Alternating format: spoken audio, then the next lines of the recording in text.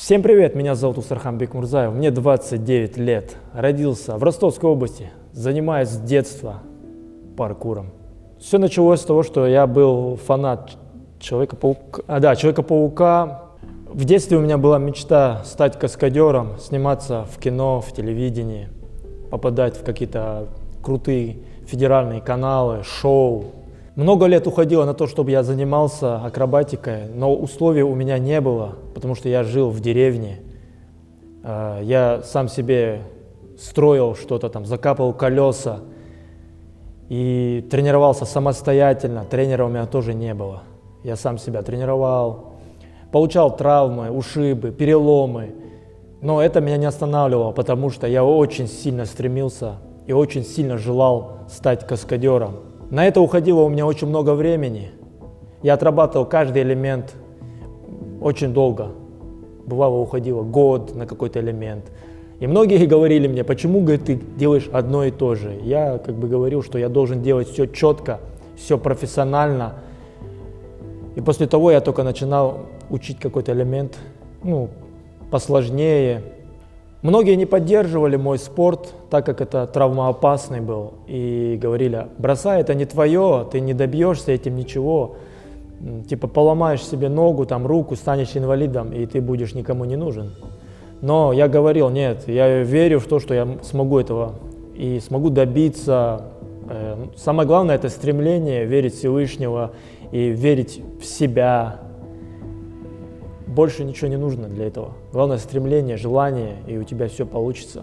Бывало такое, что ребята просто смеялись, говорили, тебе делать нечего, ты этим не заработаешь, бросай это, друг мой, бросай. Но я говорил, нет, все будет, но не сразу. Кто-то быстро чего-то добивается, но это все пропадает у многих. А кто-то отдает много лет, и это очень ценно, потому что ты проходишь все сложности, ты чувствуешь все моменты такие, которые просто, все самые сложные моменты ты чувствуешь. Холод, голод, боль, это все ты проходишь, и ты понимаешь, чего ты добился, кто ты есть. Первый элемент, который я научился, это было заднее сальто, я научился на сене. И когда я выполнил этот элемент, я почувствовал, что это мое, и начал тренироваться. Много лет уходило, конечно, много времени уходило, я много времени на это тратил, чтобы научиться элемент, отрабатывал очень долго. Постепенно уровень повышался, потому что я очень был шустрым, очень быстрым. И в школе, на физкультуре я был самым шустрым, прыгал далеко. И был таким неплохим хулиганом, любил бегать, прыгать, насмотрелся фильм «13-й район», бегал, прыгал через ступеньки и постоянно у директора был. Такое тоже у меня бывало. Более серьезнее начал заниматься где-то в 2012 году.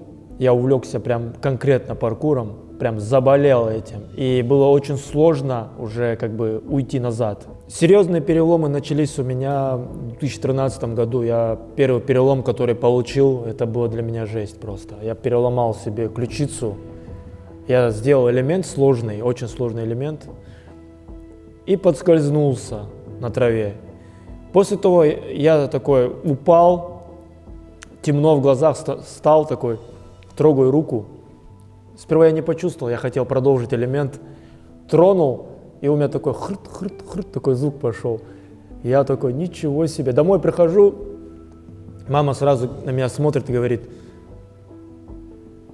с ним что-то случилось, он таким спокойным не бывает. Он всегда шустрый, бегает, прыгает. А тут, говорит, просто заходит. Я такой сразу ключицу показываю, и там такая паника. Мне сразу скорая, не скорая, туда-сюда. Мне хотелось где-то в телевидении засветиться. Я написал своим тут местным, канал какой-то был, я помню, ВТВ вроде, в городе Волгодонск. Я написал им, что я занимаюсь паркуром и хотел бы немножко рассказать о своем поселке, что есть такие спортсмены, занимающиеся паркуром. Написал, они сразу согласились, приехали снимать. И я своим ребятам, которые со мной же тренировались, сказал, что я буду, нас возьмут интервью, это первое интервью в своей жизни. И никто не верил, все смеются, как, ты что, да приезжают, и все такие, вау, ничего себе. чувства были очень классные такие, непередаваемые эмоции. После я начал дальше тренироваться, все выше повышал свой уровень в паркуре, выступал, постоянно принимал участие в всяких крутых форумах спортивных, выступал на сценах, меня приглашали как спортсмена везде, как активного человека. Я занимался прям усердно, каждый день в парке. Но проходящие люди, конечно, понятное дело, они смеялись, улыбались, говорили: «О, смотри, просто так время свое тратит». Я не знаю, просто ты на этом не заработаешь, там такие, ну, слухи были, люди такие, ничего не поделаешь. Честно говоря, когда мне было 15 лет, у меня только появился телефон, а до этого я не снимал свои ролики, не показывал себя нигде. В 2012 году я зарегистрировался в ВКонтакте, где я начал уже себя показывать, выкладывать свои ролики, ну, и немножко рассказывать о себе уже, что я существую. После я зарегался в Одноклассниках, конечно же, еще. Вот.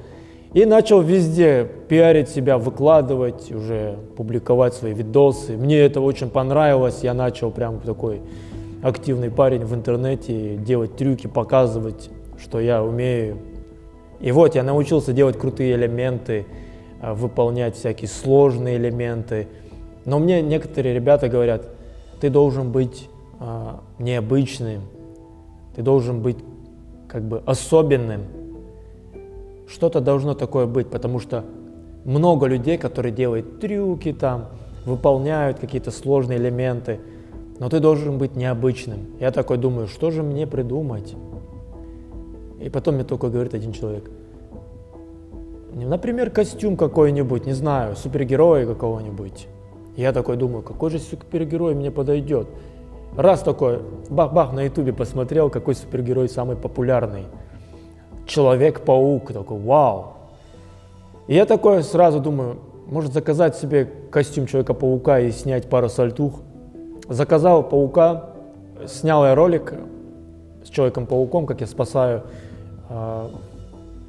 девушку и мальчика. Снял я видос. Ну, как бы, костюм такой себе был, конечно. Вот, но ролик очень хороший для того времени, ролик был очень крутой. Это был 2017 год.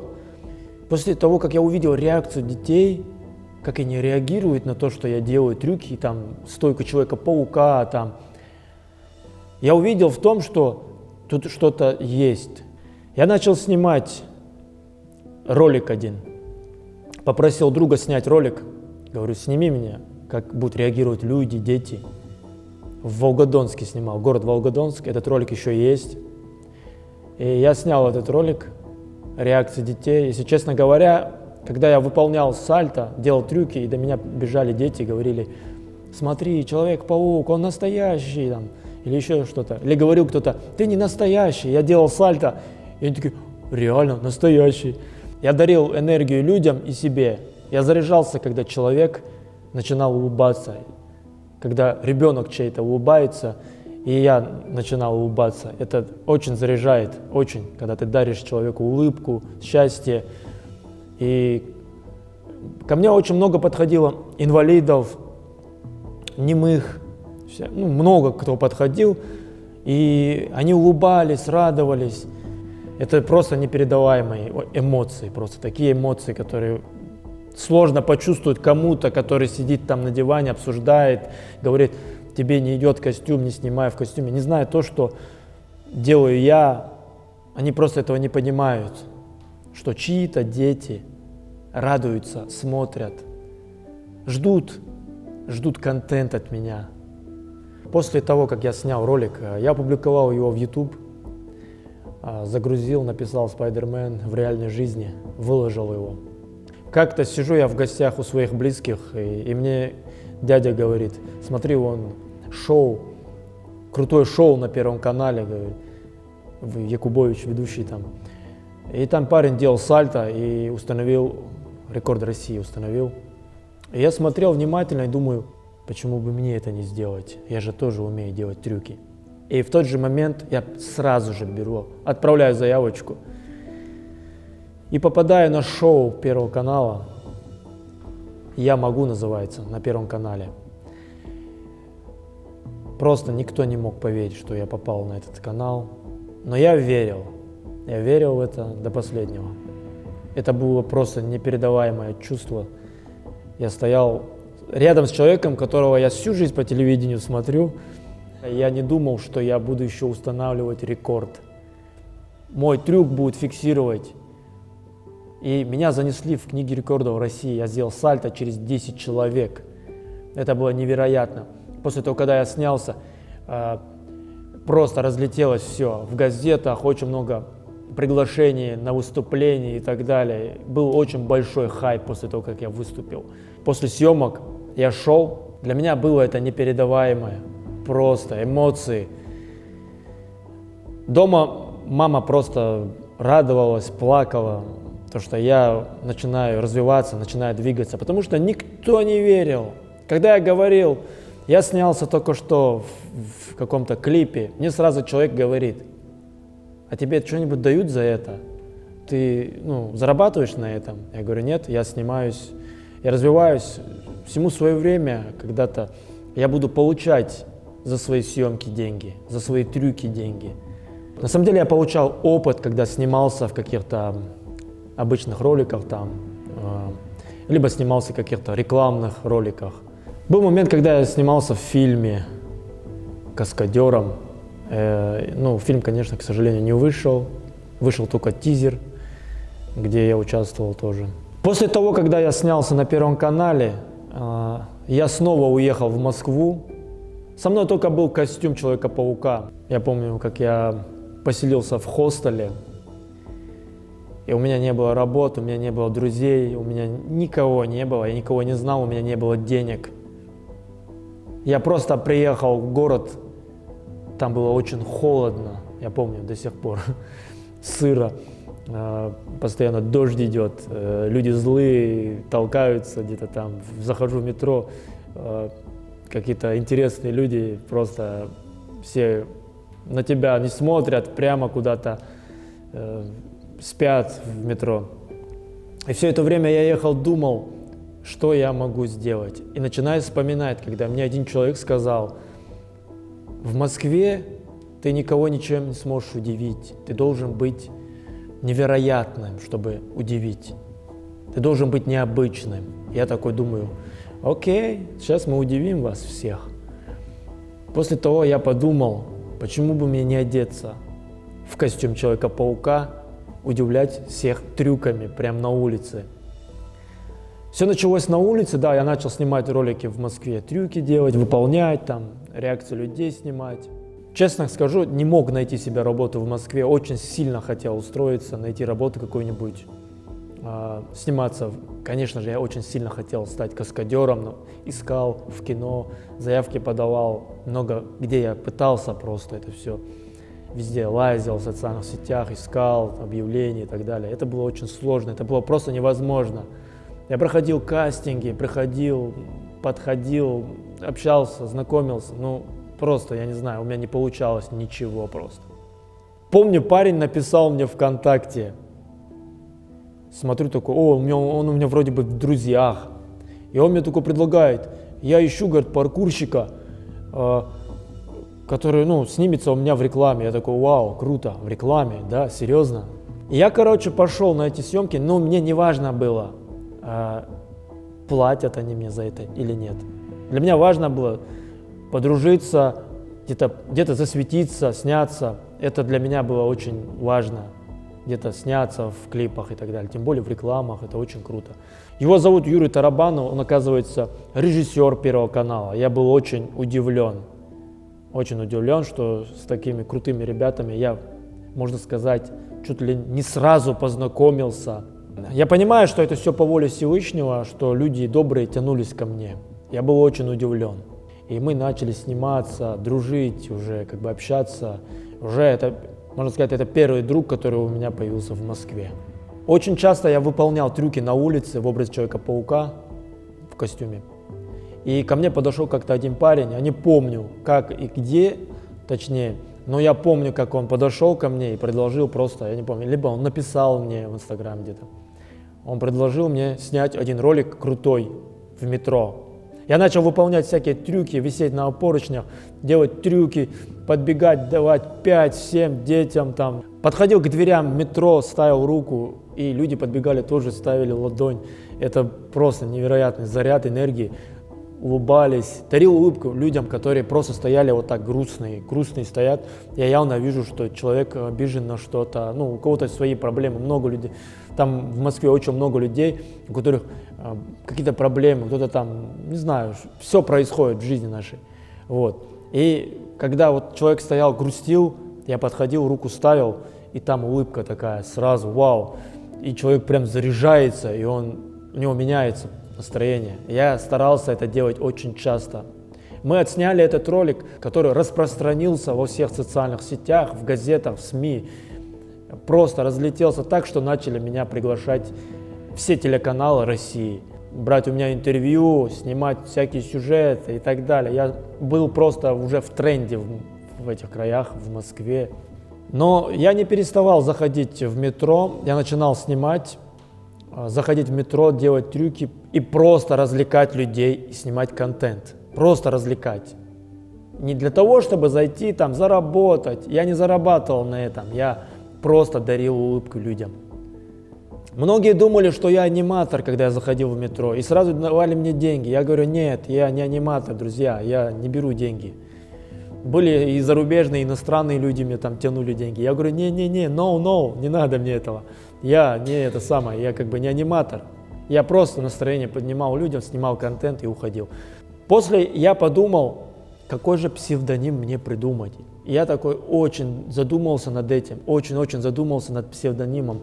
Я создал себе YouTube-канал, и значит, у меня на YouTube должен быть ник какой-то крутой, соответствовать должен с моим образом. Я еще создал TikTok, хоть как бы мне было смешно смотреть, что там снимают, и кривляются там, но это не мое все, кривляться, петь песни чьи-то, это явно не мое, так как у меня есть свои способности, я много лет отдал на свои навыки, я трудился, знаю, чем я занимаюсь, тратил время, энергию, и мне хотелось, конечно же, трюками раскачать свой ТикТок. Я начал снимать добрый контент. Это, во-первых, я начал добрый контент снимать, смешной. И также трюки присутствовали в этом. Я создал ТикТок себе. У меня там 0 подписчиков. Выложил один ролик, где я сделал сальто. Я за сутки набрал 60 тысяч подписчиков. После я начал активно ТикТок развивать, снимать. Ровно за неделю я набрал 1 200 000 подписчиков. Это просто невероятно, честно говоря, очень. Очень долго думал над псевдонимом, какой же никнейм себе придумать вообще в социальных сетях, чтобы один был ник, чтобы меня запоминали. Я такой думаю, я если в Москве снимаю контент, развиваюсь в Москве, думаю, Moscow Spider может такой. И над этим очень долго думал. Сперва как-то звучало как-то необычно для меня, Moscow Spider. Они такие ха-ха ловят с меня, такой, Moscow Spider, да ничего себе, типа московский паук. Я говорю, да. Создал YouTube канал Moscow Spider, и тот ролик, который я опубликовал в 2017 году, он у меня набрал просмотры, об этом я даже не знал. Я посмотрел, там 1 миллион просмотров, я такой в шоке, у меня уже там 5000 подписчиков. Вау, я такой думаю, надо YouTube снимать, и начал публиковать. То, что в метро я отснял, я начал публиковать его тоже туда. Я начал активно снимать. Потом я подумал на 8 марта снять ролик очень крутой. В то время мне предложил один парень крутой, очень крутой. Я этого, конечно, не знал после того, как он отснял мне ролик.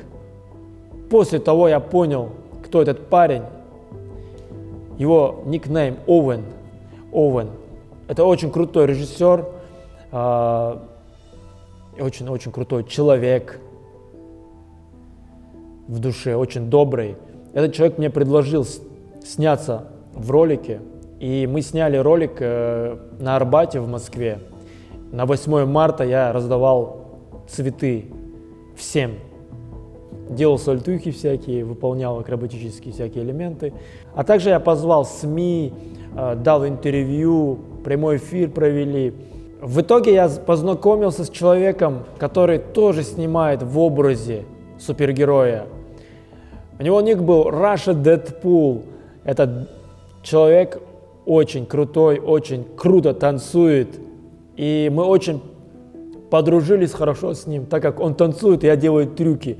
Мы договорились сделать коллаборацию с ним, познакомились, встретились, сняли крутой контент, который начал огромные просмотры набирать. И в итоге мы подружились, очень хорошими друзьями стали и начали постоянно снимать коллаборацию, двигаться вместе, развиваться вместе. У нас подписчики начали очень вырастать, и мы начали двигаться вверх. Настоящее имя у него Виктор Перин. Снимали с ним контент часто, каждый день активно снимали, прям каждый день, чтобы у нас аудитория росла, чтобы контент был разным, смешным, прикольным, качественным. Мы постоянно развивались. Искали людей, которые снимают тоже часто, у которых аудитория с нами совпадала. Помню, сняли коллаборацию с Кариной Кросс. Это был очень крутой коллаб для нас. Снять с опытным блогером. Я был очень рад познакомиться с таким человеком. Это просто невероятно. Вот. После мы снимались с Нилетто, с очень многими знаменитостями. Серега, Черный Бумер. Много с известными блогерами мы начали сниматься, с музыкантами популярными.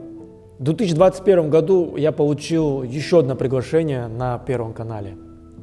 Шоу «Я почти знаменит», где я установил мировой рекорд сальто через 11 человек.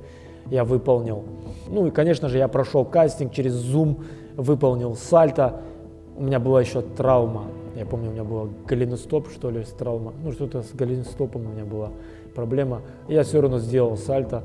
Это было просто непередаваемое. Как все болели за меня, все радовались, все мои земляки просто печатали, писали мне, поздравляли. Это было очень приятно.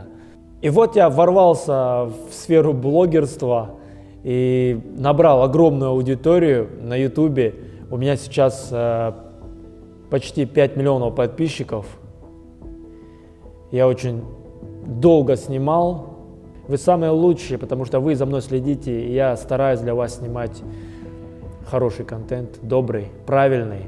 Самые большие просмотры на моем YouTube-канале – это 217 миллионов просмотров, где я снял очень добрый контент. Заметьте, добрый контент. Надо показывать правильный пример, показывать спорт, что нужно развиваться, тренироваться. Нужно показывать что-то хорошее, доброе. Поэтому я стараюсь, я к этому стремлюсь, и я показываю всем только хорошее и полезное. Как-то я познакомился с крутыми ребятами на Арбате, на улице, с уличными пацанами, которые танцуют брейк-данс, би-бой, как называют их. Очень крутые парни.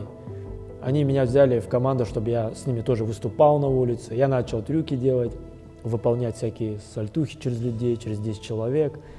Узнаваемость моя медийка продвигалась на улице все больше и больше, потому что каждый день я встречал талантливых людей. Занимайтесь спортом и развивайтесь, друзья. Никогда не сомневайтесь в своих способностях. Верьте в себя. Обязательно не забывайте подписаться на мой YouTube-канал и вообще на все мои социальные сети подписывайтесь, мне будет очень приятно. Я оставляю ссылочку в описании на все мои социальные сети. Огромное спасибо всем, кто меня поддерживает, смотрит мой контент. Всегда, кто меня поддерживал и верил в меня. Всем добра, всем мира, всем пока.